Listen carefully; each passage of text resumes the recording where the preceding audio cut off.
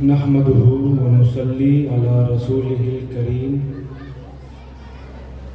أما بعد فأعوذ بالله من الشيطان الرجيم بسم الله الرحمن الرحيم إن الله وملائكته يصلون على النبي يا أيها الذين آمنوا صلوا عليه وسلموا تسليما اللهم صل على سيدنا مولانا محمد وعلى آل سيدنا مولانا محمد بارك وسلم صلاة وسلاما عليك يا رسول الله صلی اللہ تعالی علیہ وسلم۔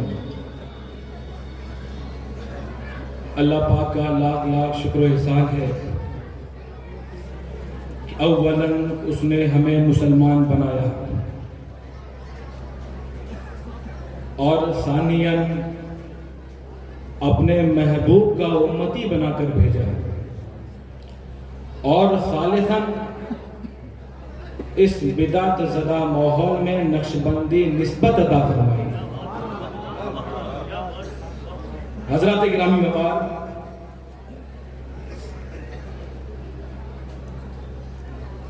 یہ جو محفل ہے، اس محفل میں جو اصل تبلیغ ہوتی ہے وہ حضرت کے ذریعے سے ہوتی ہے، اور کبھی اس مغالطے میں مت رہیے گا کہ حضرت تو تقریر کرتے نہیں ہیں تو پھر تبلیغ کیسے ہوتی ہے۔ یاد رکھیں، علماء کرام تبلیغ کرتے ہیں زبان سے، اور اولیاء کرام جب تبلیغ کرتے ہیں تو نظروں کا استعمال کیا کریں۔ تو جب نظر سے تبلیغ ہو رہی ہو تو زبان کھلنے کا انتظار کیوں کرتے ہو؟ حضرات گرامی وقار، ولی ہوتا کون ہے؟ اس کا لغوی معنی سمجھیں۔ الولی القرب والدنو، ولی قرب اور نزدیکی کو کہتے ہیں۔ یہ تو لغوی تعریف ہو گئی۔ اس کی اصطلاحی تعریف کیا ہے؟ میں اصطلاحی تعریف کے لیے کہیں اور سے آپ کو کچھ بیان نہیں کروں گا، قرآن کریم سے بیان کرتا ہوں۔ الا ان اولیاء اللہ لا خوف علیہم ولا هم يحزنون۔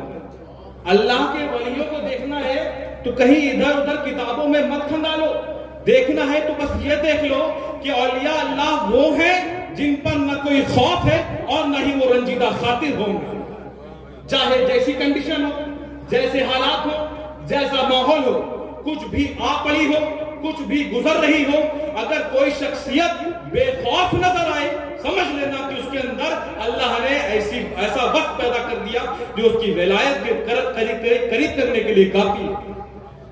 حضرات گرامی وقار، آپ کو بتاؤں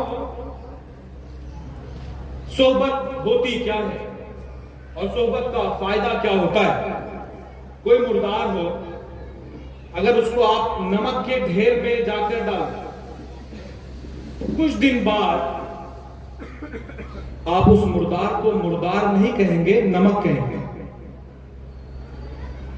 طوطا ہے، گھر آیا، آپ نے اس کو ٹرین کیا، کچھ دنوں بعد تھوڑی بولی وہ آپ کی سیکھ جاتا ہے اور تھوڑی اس کی آپ سیکھ جاتی ہے۔ گھوڑا ہے، اس کو آپ نے اچھے سے ٹرین کیا، وہ انسانی خصلتیں کچھ اختیار کر لیتا ہے، کچھ آپ کی باتیں، کچھ اشارات سمجھنے لگتا ہے۔ یہ صحبت کا اثر ہوتا ہے۔ تو جب بزرگان دین کی بارگاہ میں آپ آئیں گے، جب آپ کی صحبت میں رہنے والا طوطا اچھی کوالٹی سیکھ سکتا ہے، گھوڑا اچھی کوالٹی سیکھ سکتا ہے، تو اولیاء اللہ کی صحبت میں رہ کے کیا سے کیا نہیں بنا جا سکتا۔ اگر کچھ بننا ہے تو صرف دل سے، اس دل کو بالکل علم سے، تکبر سے، کینہ سے، ہر ایک چیز سے خالی کر کے حضرت کے قدموں پہ اپنی پوری زندگی نچھاور کر دیں، انشاءاللہ جب یہاں جھکیں گے تو ہر جگہ اٹھیں گے، ہر جگہ اٹھتے ہوئے نظر آئیں۔ آج جب یہ بزرگان دین باحیات ہوتے ہیں تو کسی کو کچھ بھی سمجھ نہیں آتا، کہیں اس کا یہ پہلو نکالتے ہیں، کہیں وہ پہلو نکالتے ہیں۔ بھائی ایٹ لاسٹ میں یہی تو کہہ رہا ہوں، اور تمام امت کا اس پر اجماع ہے کہ جو اولیاء کرام ہیں معصوم نہیں ہیں، معصوم نہیں ہیں۔ معصوم صرف ہے کون ہے؟ انبیاء اور ملائکہ۔ ان کے علاوہ کوئی معصوم نہیں ہے. تو اولیاء کرام سے اگر کوئی بات آپ ایسی دیکھیں جو آپ کو سمجھ میں نہ آئے تو اپنی عقل کا قصور جانا کریں, ان پر لان تان نہ کیا کریں. لان تان کریں گے تو آپ ہی کا نقصان ہے, ان کا کچھ بھی ختم ہونے والا نہیں ہے, کچھ بھی نقصان ہونے والا نہیں. حضرات گرامی وقار, 7-8 چیزیں ہیں, 7-8 اعضاء ہیں جن کے ذریعے سے انسان گناہ کرتا ہے. آنکھ, کان, زبان, قلب, ہاتھ, پیر, شکم, شرمگاہ. یہ 7-8 چیزیں ہیں جہاں جہاں ڈیفیکٹ ہے, جس کو ریپیئرنگ کی ضرورت ہے, جس کی تربیت کی ضرورت ہے. اب ہم آپ کے ہاتھ کو سمجھائیں تو آپ کا پیر گڑبڑ, پیر کو سمجھائیں پیٹ گڑبڑ, پیٹ کو سمجھایا جائے تو آپ کی آنکھ گڑبڑ, آنکھ کو سمجھایا جائے کان گڑبڑ. یہ 7-8 اعضاء ہیں, کیسے آپ تربیت کریں گے ان کی؟ آپ کتاب پڑھ کے اللہ کا فضل ہو جائے تو اس کی بات الگ ہے, لیکن عام طور پر اس کی تربیت نہیں ہو پائے گی. جو صرف کتاب پڑھے گا اس کی تربیت نہیں ہو پائے گی. اصل چیز جو ہے وہ قلب ہے, اصل چیز قلب ہے. حضور نے فرمایا کہ الا وہی القلب, وہ چیز قلب ہے کہ اگر وہ صحیح ہو جائے تو پورا جسم صحیح ہو جاتا ہے, اور اگر وہ بگڑ جائے تو پورا جسم بگڑ جائے. تو اس کو صحیح کرنے کے لیے کیا کرنا پڑے گا؟ ان کی صحبت میں آنا. اچھا میں بتاؤں آپ کو کہ صرف ہم آپ جتنے علماء کرام یہاں پر دیکھ رہے ہیں, صرف یہ نہیں آئے ہیں ان کے پاس, اور ان سے پہلے جتنے اولیاء کرام گزرے سب کے پاس اپنے اپنے وقت کے اکابر علماء آئے اور بہت بڑے بڑے مصنفین آئے. آپ کو میں چند مثالوں کے ساتھ واضح کروں گا. خاص طور پہ میں نے آج جن علماء کا انتخاب کیا ہے وہ علماء مصنفین درس نظامی, یعنی جن علماء نے درس نظامی کی کتب کو ترتیب دیا ہے, ان علماء کے بارے میں بات کروں گا مختصر انداز میں. حضرات گرامی وقار, جنہوں نے نومیر لکھی, ان کے جب انہوں نے علم حاصل کر لیا, علم حاصل کرنے کے بعد آپ علم تصوف کی طرف مائل ہوئے, علم سلوک کی طرف مائل ہوئے. خواجہ علاء الدین رحمت اللہ تعالی علیہ سے آپ نے علم تصوف حاصل کیا, اور یہ ایسے بزرگ ہیں جو خلیفہ ہیں حضرت خواجہ بہاؤالدین نقشبندی بخاری رحمت اللہ تعالی. تو جو نومیر پڑھے بغیر کوئی بھی عالم نہیں بن سکتا, تو یہ بھی فیضان مشائخ نقشبندیہ کا.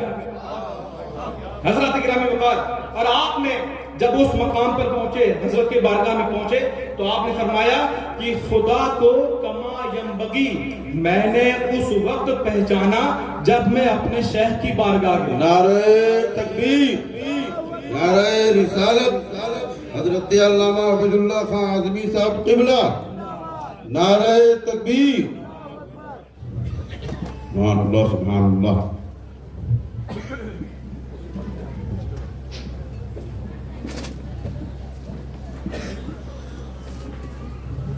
آپ حضرات تشریف رکھیں.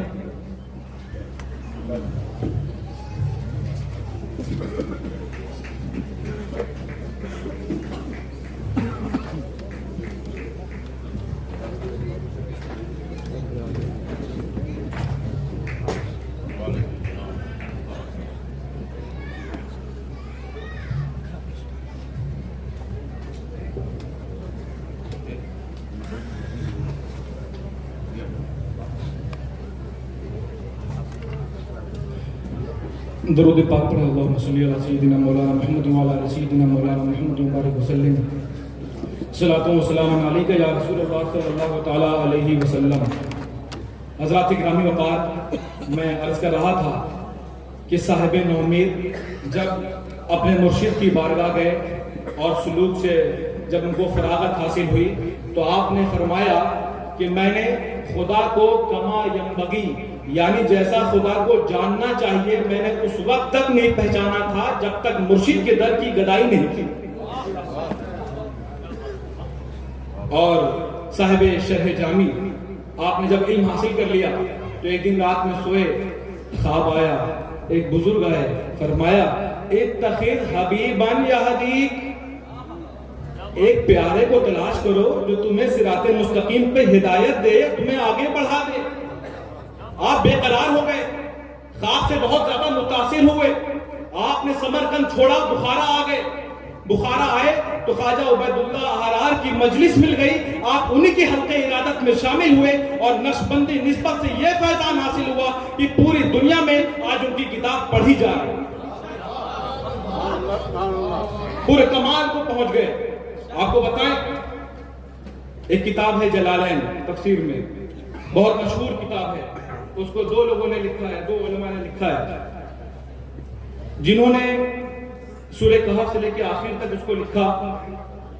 علامہ جلال الدین محمد بن احمد شافعی مصری رحمۃ اللہ تعالی علیہ، آپ صرف ایک نارمل عالم نہیں تھے، آپ زندہ دل زاہد بزرگ تھے، آپ زندہ دل قائم اللیل اور عبادت گزار بزرگ تھے، یعنی آپ کا قلب اللہ کے ذکر کی دولت سے سرشار تھا، مالا مالا۔ ایسے ایسے علماء کرام گزرے، آپ دیکھ لیں صاحب نور الانوار کہ جب آپ زیارت حرمین شریفین سے ہندوستان آئے، آپ نے دکن میں قیام کیا اور 2 سال ہندوستان میں قیام فرمایا، اور پورے 2 سال پوری توجہ سلوک اور معرفت کی طرف فرمائی، پوری توجہ سلوک اور معرفت کی طرف آپ نے فرمائی، اور آپ کو خلافت شیخ یاسین بن عبد الرزاق قادری رحمۃ اللہ تعالی علیہ سے ملا حسن جس کا نام آتا ہے تو اچھوں کے پسینے آ جاتے ہیں۔ اکثر میں نے سنا ہے کہ بعض لوگ کہتے ہیں کہ الحمدللہ، بڑی بدقسمتی ہے ان کی، کہتے ہیں کہ الحمدللہ ہم کسی سے مرید نہیں ہیں۔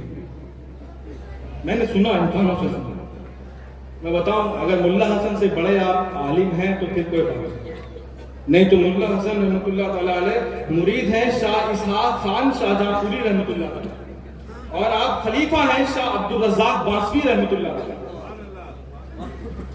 آپ دیکھ لیں فوز الکبیر جنہوں نے لکھی، عقد نکاح کے بعد اپنے والد سے مرید ہوئے اور اشغال صوفیہ میں مشغول ہوئے، اس کے بعد سلسلہ نقشبندیہ کے از اول تا آخر تمام اسباق آپ نے مکمل فرمائے، اور پھر صاحب فتح القدیر کو دیکھ لیں، آپ ایک بہت عظیم محدث تھے، بہت عظیم محدث تھے، ظاہری علوم کے حصول کے بعد آپ نے تصوف پہ قدم رکھا اور زیر تربیت رہے شیخ خانی رحمۃ اللہ تعالی علیہ کے، آپ صاحب کشف و کرامت بن گئے، آپ پر اکثر وجد کی کیفیت طاری رہتی ہے، آپ تصور کریں۔ اچھا ایک چیز اور ہے کہ ہم ایک سلسلے میں مرید ہو گئے، اب ہماری تربیت ہو پائے نہ ہو پائے ہم اسی میں بندے رہیں گے، ایک بہت بڑا شیطان کا حملہ ہے۔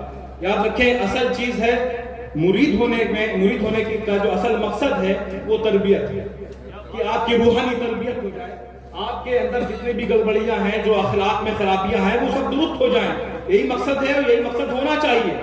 تو آج کل اس مقصد کو لوگوں نے بھلا دیا ہے، بس اپنے آگے کوئی ٹائٹل لگ جائے اسی میں بہت مست رہتے ہیں، بلکہ یوں کہیں کہ تکبر کا شکار ہو جاتے ہیں۔ جو چیز بنی تھی تکبر ختم ہونے کے لیے، اسی کو سبب بنا لیا تکبر پیدا کرنے کے لیے۔ حضرات گرامی وقار صاحب رشیدیہ یہ بچپن میں بیعت ہوئے اپنے والد سے، اور والد نے بچپن ہی میں خرقہ تصوف آپ کو پہنا دیا۔ اب خرقہ پہن لینے کے بعد کیا ضرورت ہے، لیکن تربیت حاصل نہیں ہو پائی۔ جب تربیت نہیں ہو پائی تو اندر سے جھنجھوڑا، اندر سے آپ کے نفس میں جھنجھوڑا، تربیت نہیں ہو پائی، کیا کرو گے تربیت کے بغیر؟ تو آپ شیخ طیب بن معین بنارسی رحمۃ اللہ تعالی علیہ کے پاس پہنچے اور ان سے مکمل تربیت آپ نے حاصل کی، اور طریقے چشتیہ، قادریہ، سہروردیہ میں آپ سے بیعت ہوئے اور رتبہ مشیخت تک پہنچے۔ پہلے اپنے والد سے مرید ہوئے، اس کے بعد جب تربیت میری ہوئی، والد ظاہری طور پہ سامنے نظر نہیں آئے، تو دوسرے شیخ سے آپ مرید ہوئے اور اپنی تربیت کو پورا کیا۔ عبدالحق محدث دہلوی رحمۃ اللہ تعالی علیہ، جن سے کون واقف نہیں ہے، اتنی کتابیں ہیں کہ شاید ہی ہم میں سے سب کو ساری کتابیں پڑھنے کا موقع ملا۔ اتنی کتابیں آپ نے لکھی، اور اسی گھرانے سے ہندوستان میں علم حدیث آیا۔ آپ کا حال دیکھیں، سب سے عجب حال تو آپ ہی کا معلوم چلتا ہے۔ آپ اپنے والد سے مرید ہوئے سلسلہ چشتیہ میں اور منزل عشق تک پہنچے، اس کے بعد آپ نے اپنے والد ہی کے اشارے پر سلسلہ قادریہ کے ایک دوسرے بزرگ ہیں شیخ موسیٰ گیلانی رحمۃ اللہ تعالی علیہ، ان سے مرید ہوئے۔ شیخ موسیٰ گیلانی سے مرید ہوئے، اس کے بعد آپ علم حدیث کے حصول کے لیے حجاز شریف تشریف لے گئے، تو وہاں سلسلہ قادریہ کے ایک اور بزرگ ملے، آپ نے ان سے بھی سلوک طے کرنے کے لیے دوبارہ بیعت کی، اور ان کا نام شیخ عبدالوہاب متقی رحمۃ اللہ علیہ۔ اب آپ نے تین جگہ سے بیعتیں کی، اس کے بعد جب ہندوستان تشریف لائے تو آپ کو سب تو حاصل ہو گیا تھا، لیکن نقشبندی نسبت حاصل نہیں ہوئی۔ آپ ترنت پہنچے دہلی اور آپ نے خواجہ باقی باللہ رحمۃ اللہ تعالیٰ علیہ کے ہاتھ پر بیعت کی، اور سلسلہ نقشبندیہ کا بھی سلوک آپ نے طے فرمایا۔ اب دیکھیں چار جگہ، یعنی جتنی آپ کی پیاس ہے جب تک بجھ نہ جائے تو سعادت یہ کہتی ہے کہ آپ اس کو بجھاتے رہیں، کوشش کرتے رہیں، اللہ تعالیٰ اسباب پیدا فرمائے۔ حضرات گرامی وقار، صاحب فواتح الرحمود، یہ فواتح الرحمود ایک ایسی کتاب ہے کہ اکثر لوگ تو اس کا نام سن لیتے ہیں پسینہ آ جاتا ہے۔ اور آپ کی خوش قسمتی دیکھیں، آپ کی خوش قسمتی کا عالم یہ ہے کہ ایک مرتبہ آپ خواب میں دیکھتے کیا ہیں کہ صدیق اکبر رضی اللہ تعالیٰ عنہ سامنے موجود ہیں۔ اللہ اکبر، حضرت صدیق اکبر سامنے موجود ہیں۔ آپ نے دیکھا صدیق اکبر موجود ہیں، آپ تھوڑا قریب ہوئے، صدیق اکبر رضی اللہ تعالیٰ عنہ کے ہاتھ پر آپ نے ڈائریکٹلی بیعت کی۔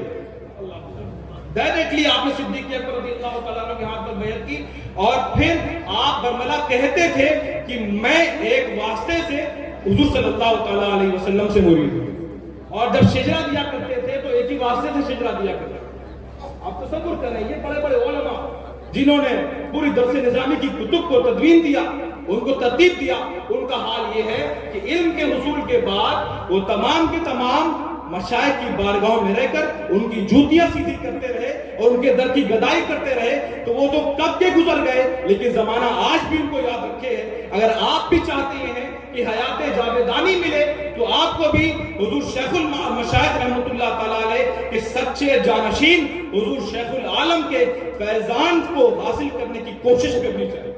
اللہ تعالیٰ ہم سب کو حضرت کا مکمل فیضان عطا فرمائے، اور حضرت کا سایہ سلامتی ہم پر تا دیر قائم و دائم فرمائے۔ وما توفیقی الا باللہ۔ السلام علیکم ورحمۃ اللہ۔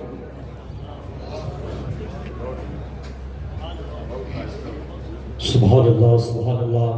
حضرات محترم، ابھی آپ حضرات حضرت مولانا ابوالقاسم صاحب مصباحی سے ایمان افروز باتیں سوچ خطاب سماعت کر رہے تھے، ساتھ ہی ساتھ ہمیں یہ پیغام دے رہے تھے کہ سرکار کا دربار نہیں دیکھ رہے کیا، سرکار کا دربار نہیں دیکھ رہے کیا، دربار میں دو یار نہیں دیکھ رہے کیا، دربار میں دو یار نہیں دیکھ رہے کیا، کہتے ہو کہ قرآن میں صدیق کہاں ہے، تم آیت فی الغار نہیں دیکھ رہے کیا، کہتے ہو کہ قرآن میں صدیق کہاں ہے، تم آیت فی الغار نہیں دیکھ رہے کیا۔